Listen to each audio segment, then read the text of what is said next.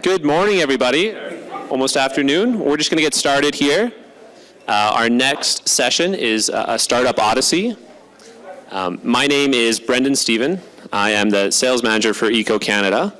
And today, we're going to have a bit of an interesting session on entrepreneurialism. It's very exciting. Some housekeeping rules before we get started is that if you do have any questions, we'll be having questions at the very end and networking a little bit. So please write them down and then we'll come through with microphones so you can ask your questions there. Or if you're comfortable just speaking your question too, if you have a loud voice, you can go for that. That's pretty easy. We also have a link for Wordly. If you want this in any other language, we have 55 different languages that you can scan the back of your QR code on your agendas, and I'll have a little Wordly app on there for you. As we said, the Startup Odyssey is our today's session. We're lucky enough to have Adam Starr here to talk about entrepreneurialism. Adam has spent 20 years as a leader and strategist for organizations ranging from startups and SMEs to multinationals.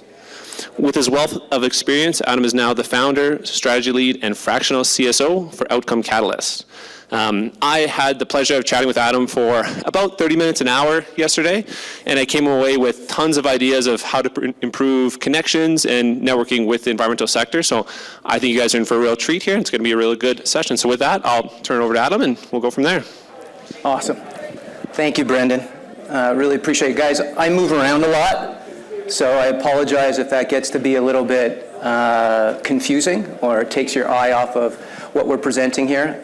Firstly, super grateful for Eco Canada for this opportunity to share these thoughts, this content with you guys, and really grateful for your time to listen to this and participate in this. We are doing questions at the end. I do usually like to have some form of a discussion during these conversations and these presentations, so there are a couple of moments inside of it where I will be asking for your participation. So I'm a generalist strategist, a multidisciplinary strategist. That means I've gone very deep on brand strategy. I've gone deep on digital strategy, transformation strategy, disruption strategy, as Brendan said, working for all sizes and different types of companies. And throughout that journey, the experience has been riddled with experiences of snakes and ladders. And I will tell you for sure, many, many more snakes than there have been ladders in my career. And I did think about telling you guys the story about dozens of those snakes, but there's one that I wanted to focus on.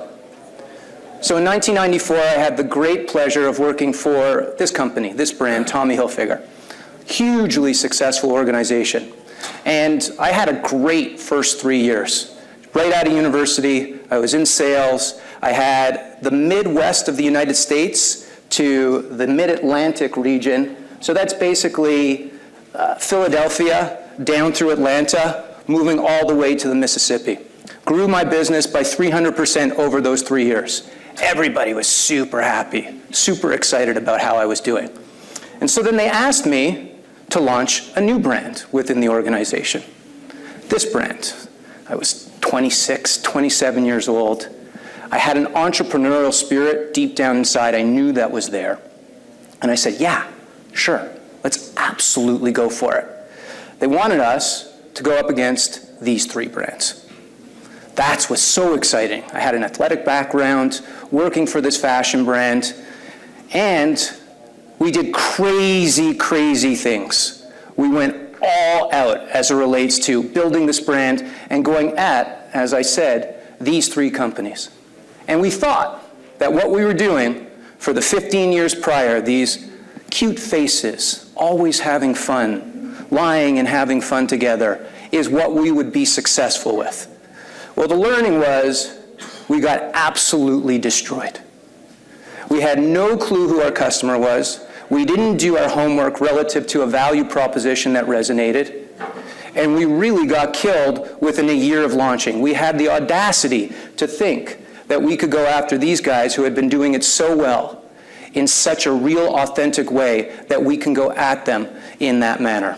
And so the learning from that huge snake, the learning was the most important learning as it relates to my career as a strategist, as an entrepreneur, as a business person, is solving human needs. Everything we do needs to be about solving human needs, needs to be about solving needs. There's no more room anymore on the planet for brands and companies that do not solve a need. And so really, that's my snakes and ladder story. It landed somewhere where what I've taken with me has been a really important learning experience. So our Odyssey today, guys, is 4 components. We're going to walk through my vision, my philosophy as it relates to you've got to create luck. Evolution is a key component to your journey.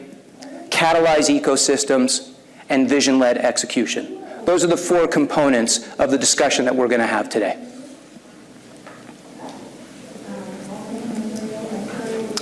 Underpinning all of this is a mindset. So as we as strategists, as we as startup leaders, we as founders, we as entrepreneurs, we're embarking upon a mission of change. And underpinning that change is a mindset that you can actually make a change. As was said this morning by a few of the panelists, this notion of what's holding us back, ingrained tendencies, the old ways of doing things, these come back and creep up on you really quickly. And underpinning the entire message of today is this notion of mindset. Believe, have faith, trust in your vision. Keep on driving it forward. So, jumping right in, create luck. I do believe in luck. Justin? Sorry, buddy. We're not tracking from this to this. Wow, you guys really were like, what the hell is he talking about? Mindset. That was a great slide, mindset.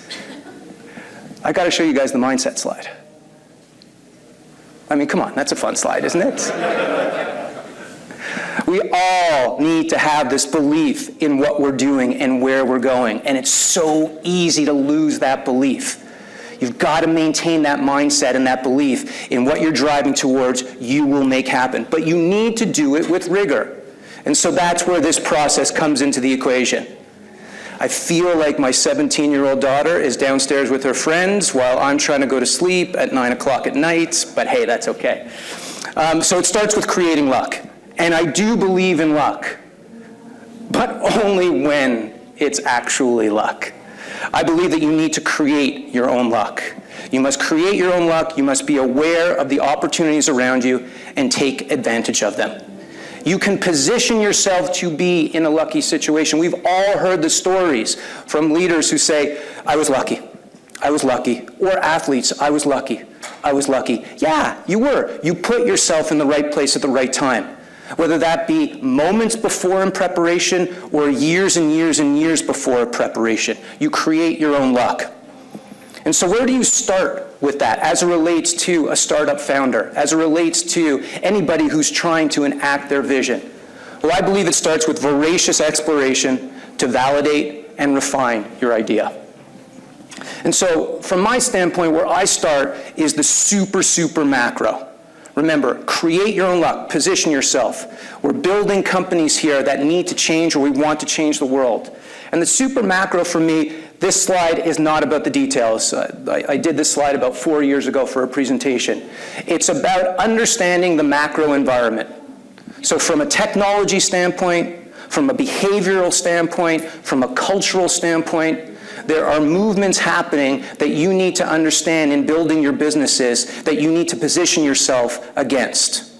Now, what's crazy about this is, and this is a little bit of a tangent, is the rate of change as it relates to these trends across behavior, across technologies, across culture, and they interact with each other is so fast and is only gaining speed. So that's a part that we really need to be cognizant of. And then once we understand where we're going as it relates to super macro trends, we start to narrow our focus.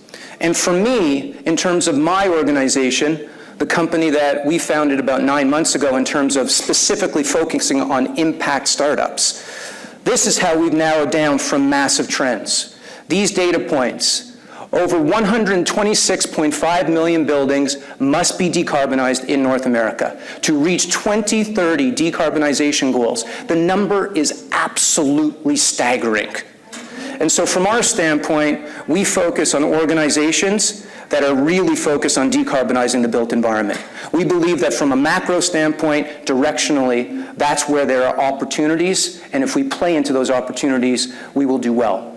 The second one is by 2030, there will be a need for 96,000 new affordable and accessible homes every day. This is from the World Economic Forum. It's an unbelievable number. The number is beyond comprehensible. And so for us, we are focused on affordable and accessible housing densification, companies, services, experiences that enable that. And lastly, by 2060, this is crazy, an astonishing 40% of Japan's population will be 65 years or older. And we've all been exposed to the statistics as it relates to Western society in general in terms of the aging population. It's not as extreme as Japan. They are the most extreme out of all Western countries.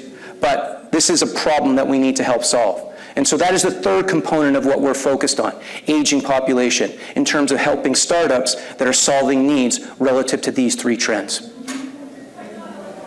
So really, what have you done at this point? Have you positioned yourself to be solving a big problem?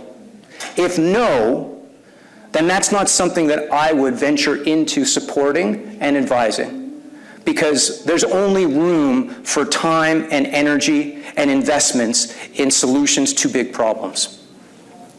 Now, investments. Let's assess that from an investment standpoint. Have we positioned ourselves in an environment, in a place where there is momentum as it relates to investments?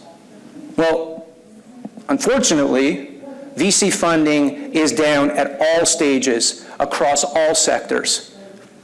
Pre-seed down 50%, seed stage down 32%, Series A and B, ironically, are both down 43%. But early stage impact startups, it's a totally different story. What we've experienced over the last few years is completely contrasting whether it be fintech as a true fintech, whether it be direct-to-consumer as a true direct-to-consumer, whether it be a social media or social commerce play, they've all suffered based upon the percentages that we've just outlined. But in impact startups, they posted a huge funding record in 2021 amid a global venture capital pullback this year being 2022. And so the statistics for 2023 as it relates to non-impact sector startups are holding true and continue to hold true.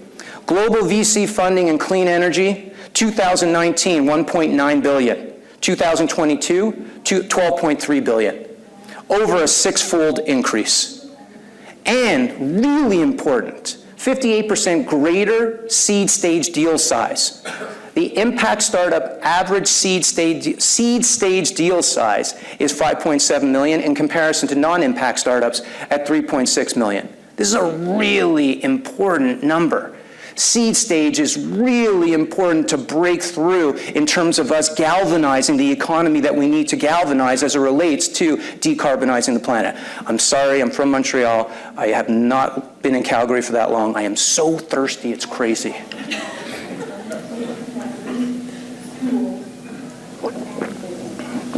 So, but it's a tough environment. That's all great, but it's a recession out there, or they say it is indications of, I don't know, well, I'm not going to go off on a fake news tangent, but that's a whole other story. There is an air of a very difficult market out there, and that's contributing to the low VC investment in non-impact startups. But what's really interesting about tough market environments is that that's when strong companies are born. It's super cool. If you really do the research and you dig into when the strongest of companies have been born, they've been born in recessions. Way back when, 100 years ago, 150 years ago, they called it a period of economic panic. It wasn't referred to as recessions. And these are but a few examples of companies that have been founded during recessionary periods. So why are these companies so strong, and why do we attribute that to that time period? Well, it's really hard to sell things during recessionary periods. So you become really good and smart about how you sell. It's really hard to raise money. You become a resilient organization. You learn every step of the way how to de-risk yourself that much more. And really, creating luck, this whole process, is about de-risking your organization. It's about positioning yourself in the most de-risked position that you possibly can. Cool? Cool. So how do you get there? How do you get to that spot? And now we're going to talk about evolve. We're going to talk about evolution. And evolution, from a definition standpoint, the gradual development of something, especially from a simple to a more complex form. So remember, we're talking about startup culture. That's the focus of this Odyssey. Very dramatic title. I apologize about that. And it's been expropriated with this word, pivot. And I really don't like that word. I like the word evolve. I like the word evolution. Pivot completely changed the way in which one does something. What does that say to me? That all of the equity I built, that all of the knowledge I built, that all of the data I built, it says in those words that I'm not carrying it forward. Now, I know they don't mean that, but words are really important to me. And evolve is a really important word. It goes back to mindset that we need to embrace in this whole startup odyssey. And so when we talk about evolution and the importance of evolution, we're going to get a little business strategist right here. Who here has heard of McKinsey's 3-horizon model? Awesome. This is super cool. So really, there are 3 horizons three strategic horizons within all successful and strong businesses. The horizons are generally termed as your core business, and then what's emerging from your core business, and then from that, your business model transformation, your new.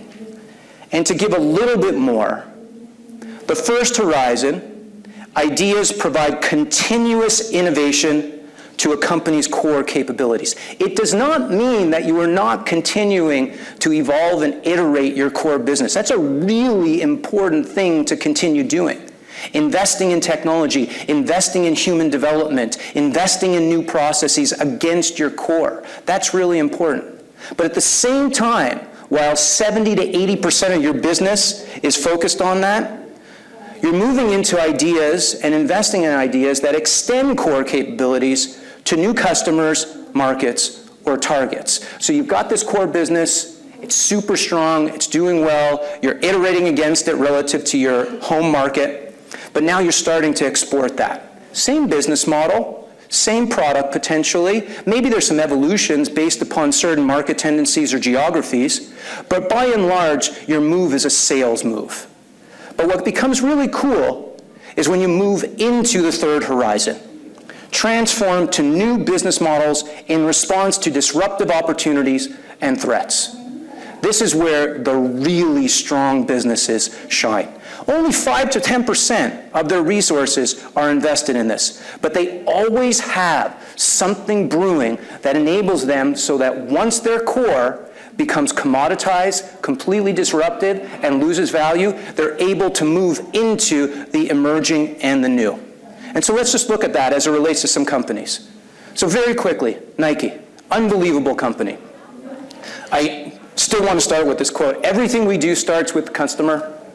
It's our obsession with serving the consumer that sharpens our focus and drives our growth, going back to solving customer needs. They are a completely customer-centric organization. But what's really interesting is that over a 9-year period, I apologize, I missed, okay, you guys can see it better than I can see it, the white on top. Over a 9-year period, they basically have transformed their business to a direct-to-consumer business. They were historically a wholesale business, selling to the Bays of the world, selling to the Foot Lockers of the world, the sports experts, the Atmospheres, all of those guys of the world.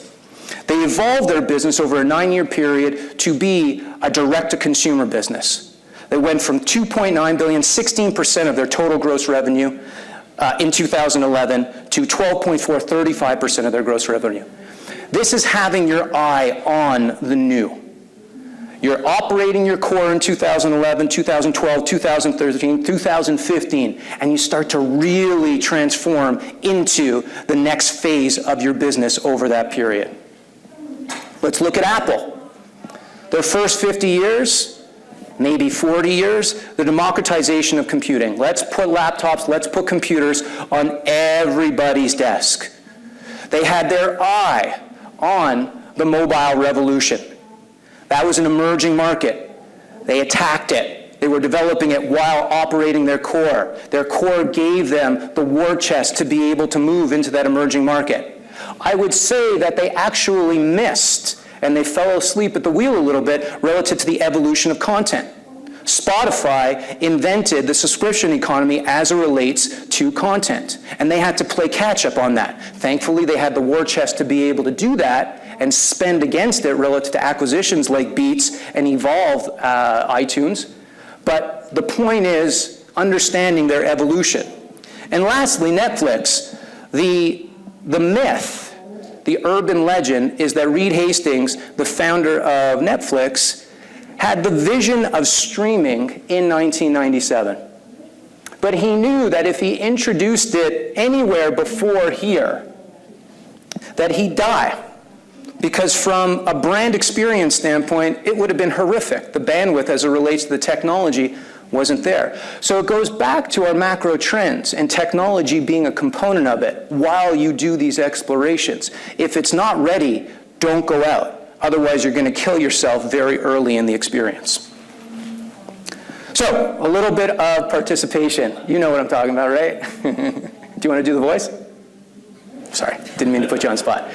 Okay, so in the interest of evolution and evolving, who knows, out in the audience, Fusion Books, which was Blank's predecessor, was Melanie Perkins and Cliff Obrick's initiative to assist schools and students in creating yearbooks of better quality. Anybody know who Blank is? Yearbook company. Printing. Crazy, eh? Canva. That was their beginning. Talk about an evolution. Number two, the original idea for Blank was a video version of an online dating service. They created posts on Craigslist asking women to upload videos of themselves in exchange for a $100 reward. Anyone? I saw a hand. Take a guess. Somebody take a guess. Nice. My man. Do we have a prize? I forgot about prizes. I'm sorry. You too. I love it. That's great. And last but not least, this is our third one. And this one's close to home, guys, so I'm giving you hints. Blank was founded in 2006 by Tobias Locke and Scott Lake after attempting to open Snow Devil, an online store for snowboarding equipment. Somebody take a guess. You want to go 2 for 2? Shopify. But here's the problem.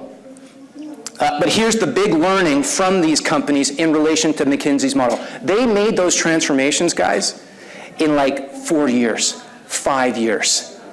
And this model is based upon a trajectory of 10 to 15 years. The rate of change is absolutely insane. Disruptive Horizon 3 ideas, that's the third horizon, can be delivered as fast as ideas for Horizon 1.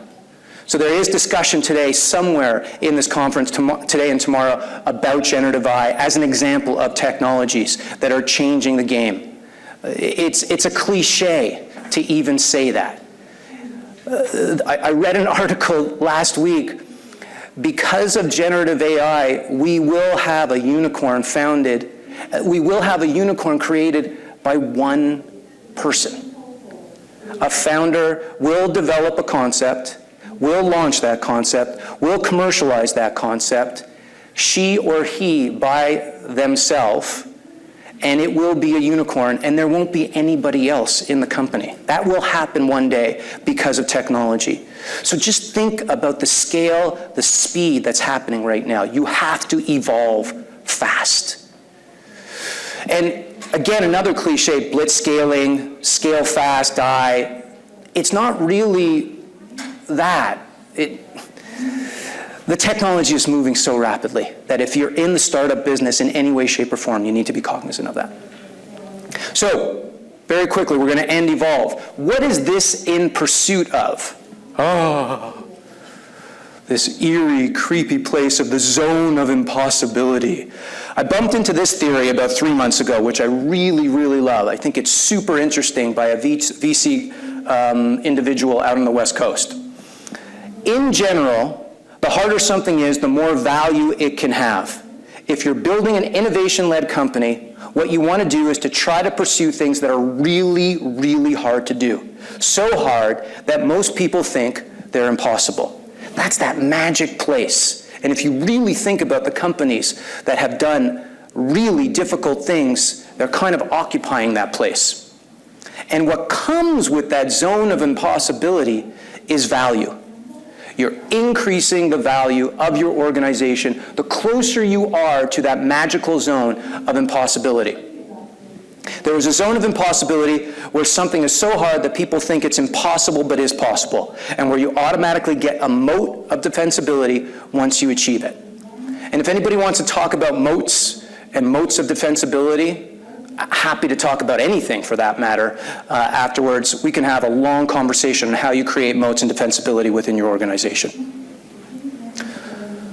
So, how do you embark upon something that is so hard that people think it's impossible? So we've gone from create your luck to being open to change, evolution, to, okay, so now give me a little bit of a roadmap. Yes, those are components of the roadmap, but really, what is another component of that roadmap? And we're going to move into catalyze ecosystems. And catalyze is a verb here. It is an action. It is a movement. It is a muscle. These are really, really important differentiations in the word. Businesses form ecosystems by collaborating with one another, by sharing assets, information, and resources, and ultimately creating value beyond what would have been possible for each of them to achieve individually. And I believe that we are absolutely moving into what's called the ecosystem economy. We're moving away from a sectoral-based economy, a linear progression of a product or a service where it's handed off to the next component in that value chain, where either that next component is opening up a distribution channel for you or is diminishing costs for you. Real traditional barometers as it relates to partnership. And again, these are all important things, don't get me wrong. But the ecosystem economy is what's birthed the biggest companies of our day and age right now. At their core, ecosystems form, going back to solving needs, around human needs and desires. As technology continues to improve, we will see human needs and desires expressed more and more clearly in the organization of ecosystems. Now, my partners told me, don't share these next few slides because they are confused by it, and I apologize in advance if they're totally confusing. But going back to something that we're focused on in our organization, I'm going to try and build out an ecosystem in this conversation. We've identified a customer need of the densification economy. We spoke about 96,000 new homes needed by 2030 every day, new, accessible, and affordable homes. And so how do you start to embark upon understanding the ecosystem that could potentially attack this problem? Because it's burgeoning. We're not the only ones who have landed on this strategic opportunity. There are millions and millions of companies that have. And so what we've done is breaking out from it. We've identified some sub-trends, some sub-business models. That's the key component in terms of our philosophy, where we go from that kernel. Trades as a service, renovation as a service. We've got tremendous advancements in 3D construction, prefab, and modular construction. The financial services are evolving relative to unique services coming into the equation to serve this need.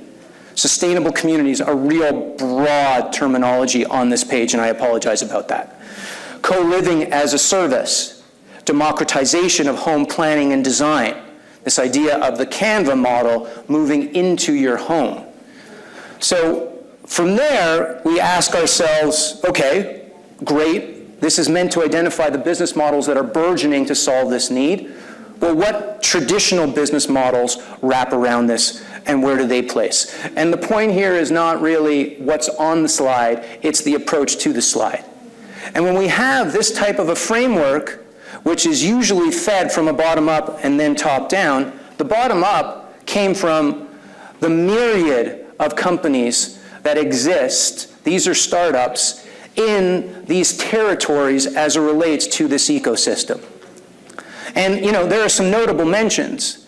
IKEA is making tremendous progress as it relates to trades as service. You can, in, I believe it's Singapore right now,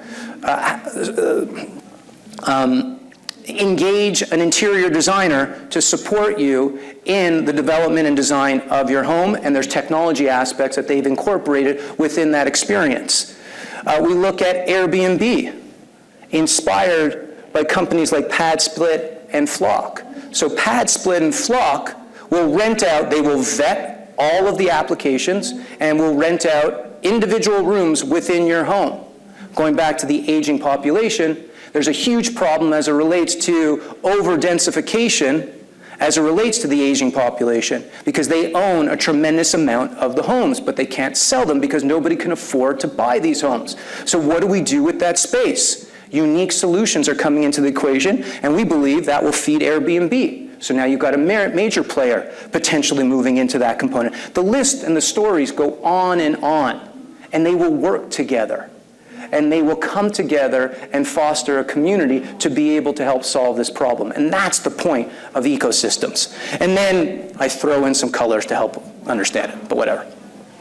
And we believe that this is the future of growth. And the statistics are there. 85% of top performers, being companies, this was polled by KPMG, say that a large share of future revenues will come from the value pools accruing around big societal problems that ecosystems address. That's what we just tried to do. Isn't that cool? Leading companies are 50% more likely to have a clear ecosystem strategy. Leading companies are over 200% more likely to generate at least 60% of their revenues from ecosystems. It's cool stuff. So ecosystems naturally create hubs, and this is probably, I think, the most universal understanding as it relates to the term ecosystems. So what do we mean by hubs? Well, this is the global startup ecosystem for clean tech hubs. Super cool. So you've got hubs as it relates to whether it be a sector activity, whether it be a technology. There are hubs that are brewing in many different cities as it relates to different topics and different needs. And as usual, Silicon Valley is number one as it relates to all of the sectors. But what becomes interesting is when you start to take a look at Canada. And so we have 3 markets within the top 30. The United States has 7. We are the second country that has, we have the second most markets. And you guys should feel really proud of your accomplishment relative to where Calgary sits. And I love how they've broken this down. It's not based upon financial impact. They've broken it down based upon performance as it relates to business performance. Are companies doing well? Are they generating revenues? Are they profitable? That's an aspect. Funding, startup experience, knowledge, talent, focus. These are really interesting categories for us to use in terms of how we build out ecosystems. And ecosystems is what this whole thing is all about today. So because of that, this is that uncomfortable moment in the room. We're an ecosystem right here. We're like-minded, like professionals who are passionate about what they do. You wouldn't be here if you weren't. You're looking to make a change. You wouldn't be here if you weren't. So what's our opportunity in this room in terms of catalyzing an ecosystem. And so I'm calling you out. Look to your right, look to your left, open up your phones, open up LinkedIn, and connect with each other. Share each other's networks right now. Do you guys know does anybody know how to pull up the QR code on LinkedIn? I loved it when I learned that. It's the best. Pull up your QR codes right now. Go to the person to the left of you, to the right of you, and share a contact. Please.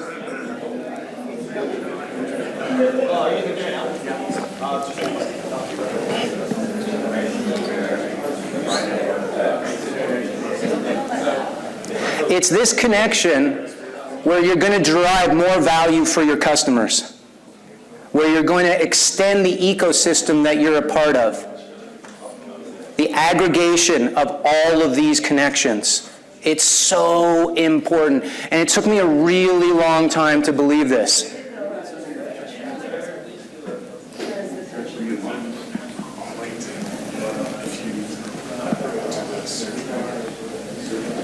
I just gave everybody the excuse to look at their phones, right? You all were looking for that the whole time.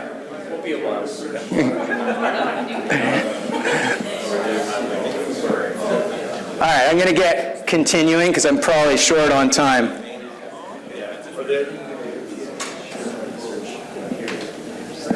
So,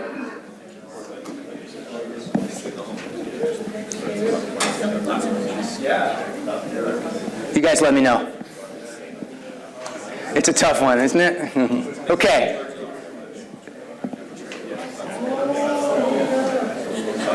Oh, somebody hit.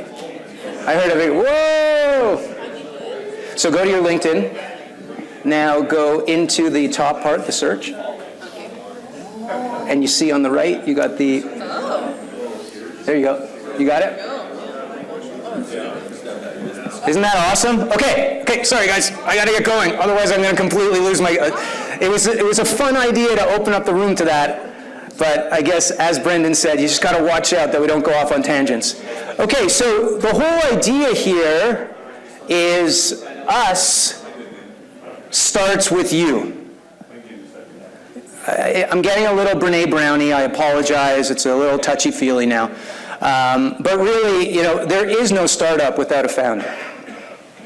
And vision-led execution, this is about us understanding that life of the founder, which is a really, really challenging life.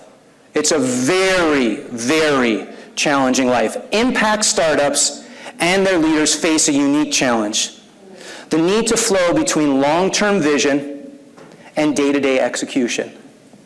So we've taken a look at a lot of really big companies that have put themselves in a position to be able to organize themselves and distribute responsibilities and tasks. Yes, they need to be aligned, don't get me wrong. But that's not the case relative to anybody in here who's a startup founder and anybody who's experiencing this experience. They need to build the plane while flying it. And just to give you one more photo to demonstrate that concept, they need to build the plane while flying it. They need to be ambidextrous as it relates to strategy and commercialization, all at the same time.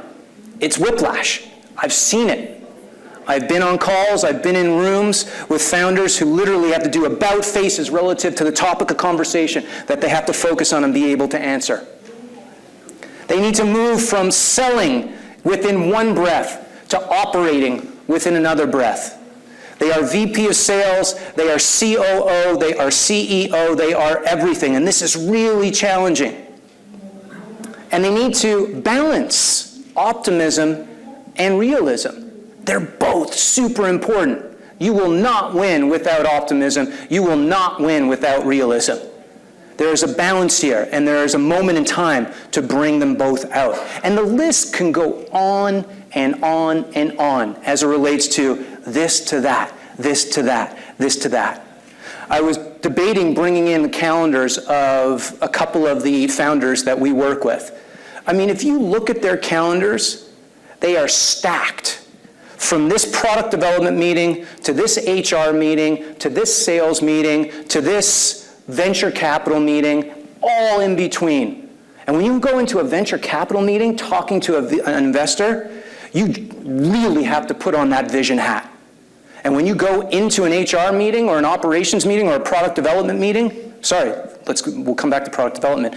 In the HR and ops meeting, you've got to have your tactical, number crunching budget hat on. And when you go into a product development meeting, you need to understand your customer, true and bring solving needs into that conversation. This happens 17 times, changing over every day for these startup founders. And so when we consider that, they've got to manage this whole journey. They've got to manage creating luck, positioning themselves to be able to take advantage of the opportunities that exist out there really smartly. They then have to be humble, curious, and open to evolution. They then need to catalyze ecosystems because you can't make it on your own. You have to partner. And then they need to understand and build the muscle of vision-led. That whole dynamic of strategy and commercialization, vision and tactics. And to me, that's a mindset that they have to carry with them every single day, every minute, and it's so easy to lose it. I evolved the positioning of my firm 6 months ago to strictly focus on startup founders in impact categories. The reason is because I was advising and consulting legacy B2B companies for almost 10 years prior to that. And every time we got out of the gates and we were really excited and the momentum was there, but the ingrained tendencies just crept up and then they put a stop on everything. 6 months, 9 months, 12 months into our transformation, into the evolution of that company, they went back to their old tendencies. And I kept hitting my head against the wall. And I tried. I wanted to continue going, but nobody embraced the mindset. So let's not forget why we're doing this. Solve human needs. I think that what I just said is a complete representation of the purpose of this conference, the retrofitting of our workforce in our own unique ways to help save the planet, to help decarbonize the planet. I made a conscious decision to take what I've done for my career and focus it on this, and I think that that's a retrofitting of me, and I'm super excited about that, and I'm super honored to be a part of this with you guys here. So thank you. Thank you for your time. Thank you for your involvement, your energy. And that's a QR code to my LinkedIn. If there's anything you guys want, any questions, whatever the case may be, please go ahead. That's it.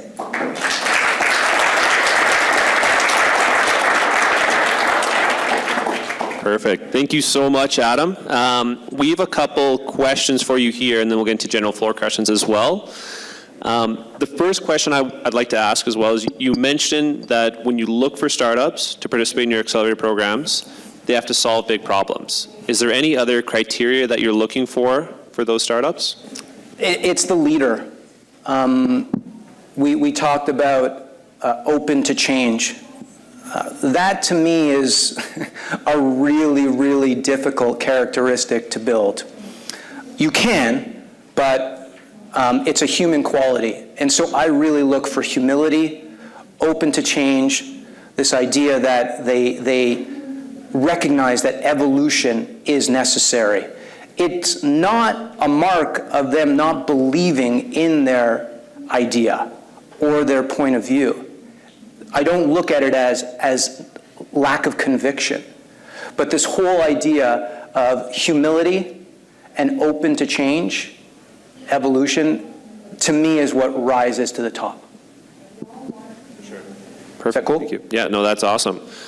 Do we have any questions from the floor? Anybody want to ask anything? Perfect. I could just talk from over here. Go for It's it. got a mic to come for you, yeah. Right behind you there. What would you suggest to somebody like they're going to the evolve stage, but they're sort of stuck in like analysis paralysis? They don't know if it's too early, too late to like evolve maybe to the next stage. So they're stuck in they're stuck at a certain place in the evolve stage? In the evolve stage, they're analysis paralysis. They don't know. They're looking at data. They're not sure if it's time to take a next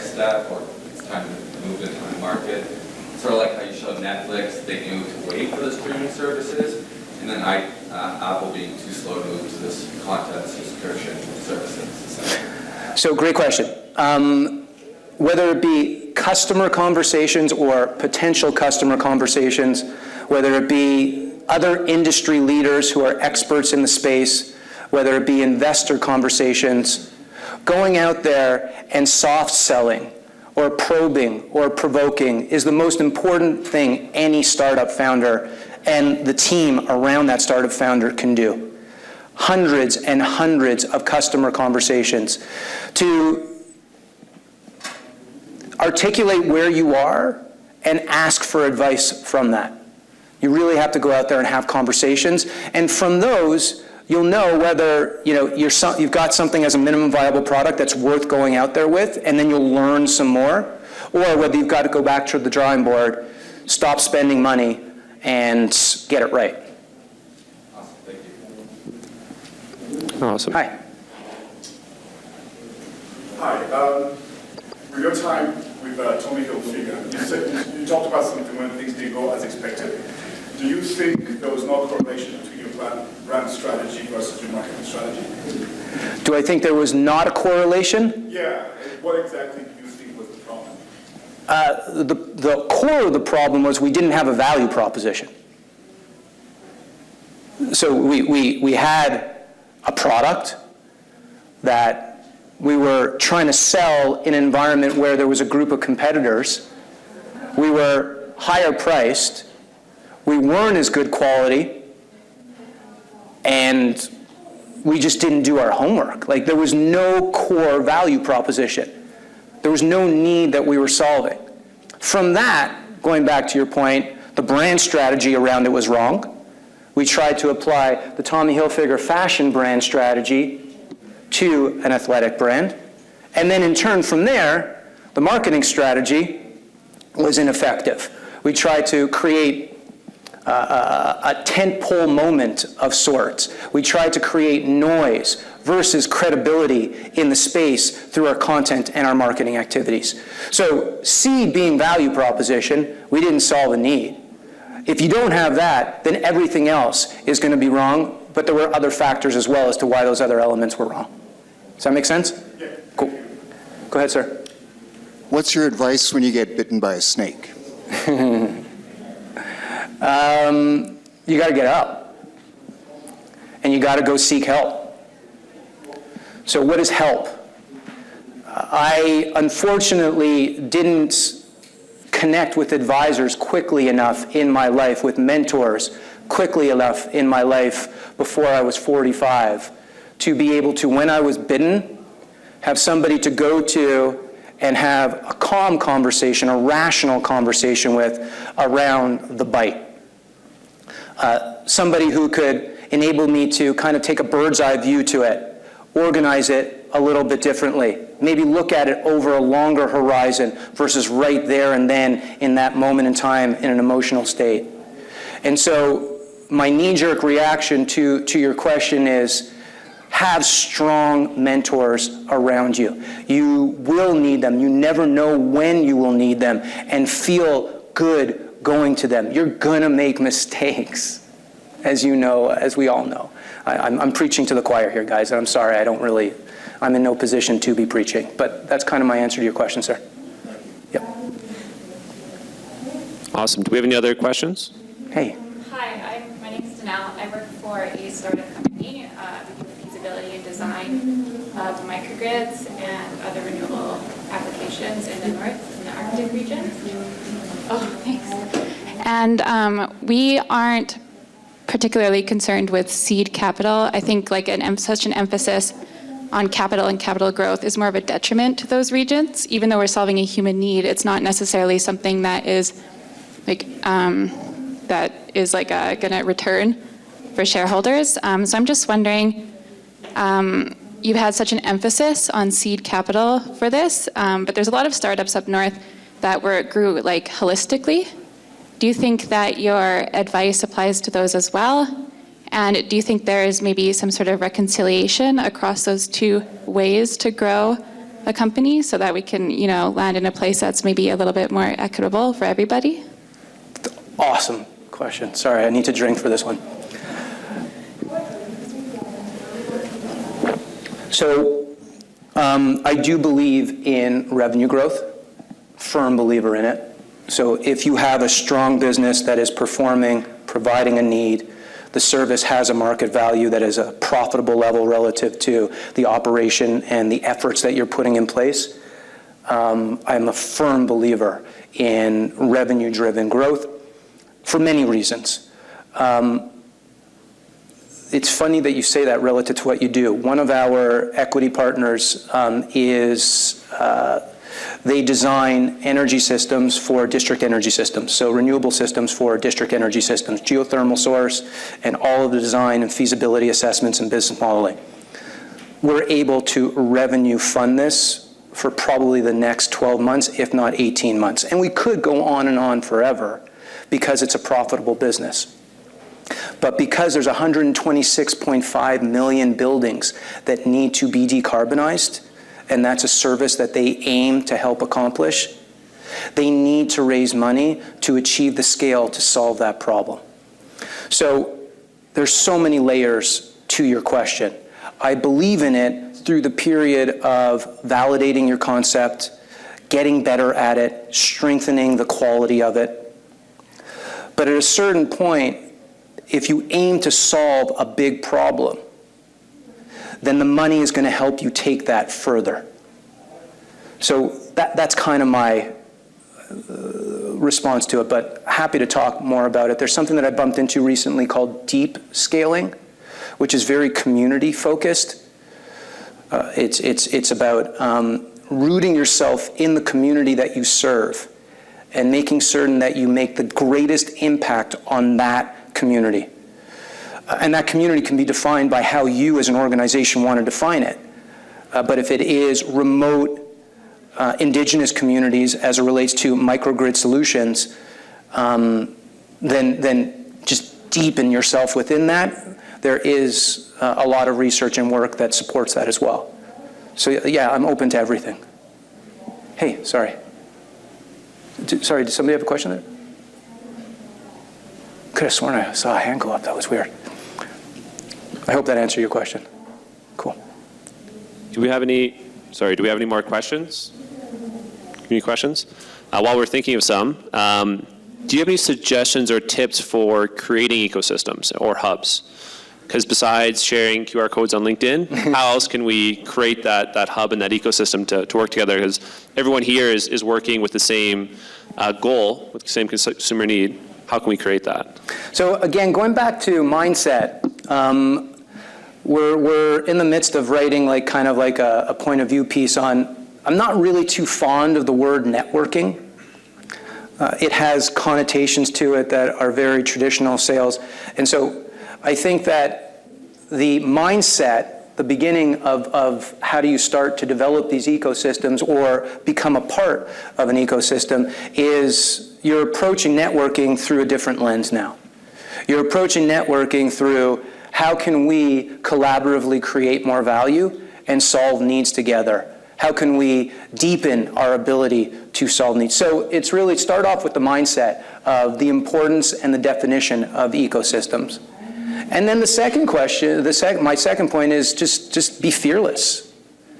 And I need to practice what I preach as it relates to that. Put yourself out there. Your point of view is a really important point of view. It's your point of view. You've done the homework. You've done the rigor to establish that point of view. Share it and have it be open for it to evolve based upon the conversations that you have within these communities. So be fearless about your approach to becoming a part of an ecosystem, starting an ecosystem, deepening an ecosystem. I hope that kind of helps you. Nope, that was excellent. Thanks. Cool. So that's the time for today. Lunch is after this. If anybody has any questions, come up and chat with Adam and myself. Thank you again for participating today, and we'll see you later. Thank you, guys. Really appreciate it. Thank you.